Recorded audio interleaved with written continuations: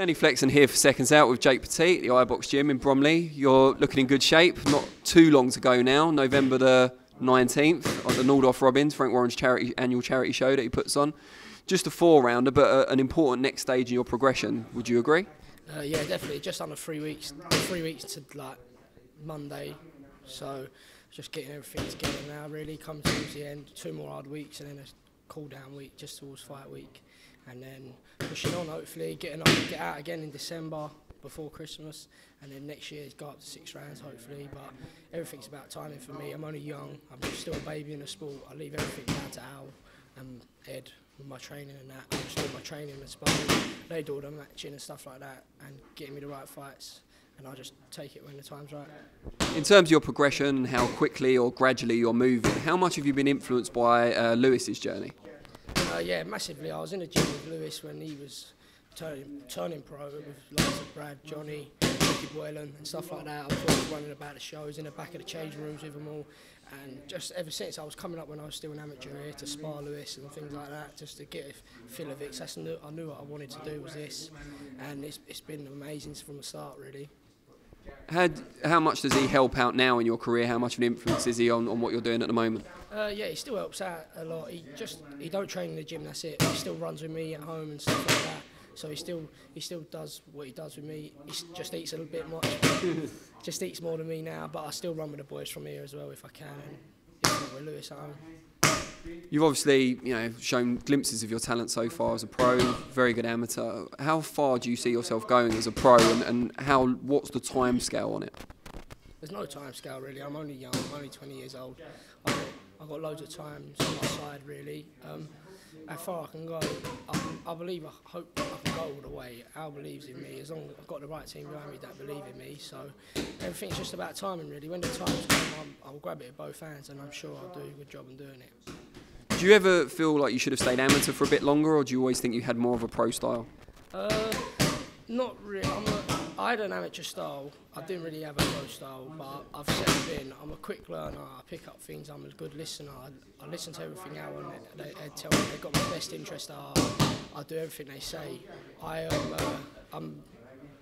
My style is a switch. I switch it a lot all the time. So I've been picking up things, watching videos and stuff like that. I watch the boys in the gym all the time with different styles and stuff, and I just put it all into one and use it for my advantage.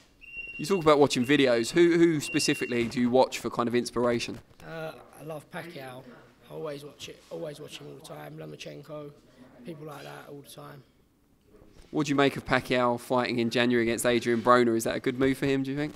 I always think he's going to win any fight that he says, because I just like him so much. But I think he needs to decide on what he really wants to do now as he's getting older. Who would you pick out as the leading British names at your weight currently?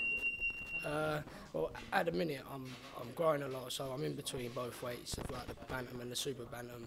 But I don't do too much of like the looking into thing and stuff like that. I leave that all down to Al and stuff like that. And like I said, when my time's right, I'm sure I'll do a good job on getting both.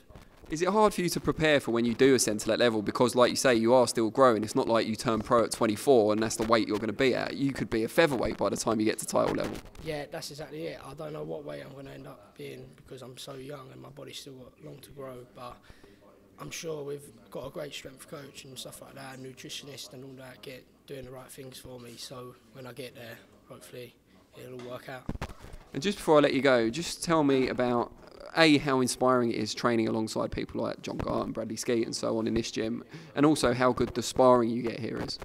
I wouldn't be with any other team. I've been here from the start since I was 13, 14 with Lewis and that, so I wouldn't be with anyone else. It's amazing watching Brad win the British title outright in Birmingham, taking it off Sam Eggington in Birmingham and then winning it outright every time. Johnny winning it the other day, they're just things like in a movie. The atmosphere for us all in the gym and that, it's unbelievable. So that is unreal really, to be there, to watch it ringside and stuff like that. It's good. And the other question? Sparring wise, because you're obviously by some distance the lightest guy in the gym, so do you have to go to other gyms for sparring? Do you have to bring people in? How does it work? Yeah, we bring people in, we go to other gyms, but I have to mix in here, so I jump in. I've been in with Lerone, Johnny Coyle, Johnny Gart. I ain't been in with Brad. I used to spar Lewis all the time. I do a lot of rounds with Danny Carr, as he's the closest weight to me. So when I'm not visiting other gyms or we ain't got people in, I'll do a lot of rounds with Danny Carr. There's no excuses here. You have to mix in no matter the size. I get chucked in the deep end straight away, whether it's with Lerone, Danny Carr, or someone else. So that's about it, really. I'm sure a lot of people watching this will want to follow you going forwards. Just tell us what your main social media handles are: Twitter, Instagram, so on. My Instagram is JakePacman1 and my Twitter is JakePacman3. Of course, why wouldn't it be? Brilliant. Well, we really appreciate your time and best of luck in November on the Nordoff Robins show.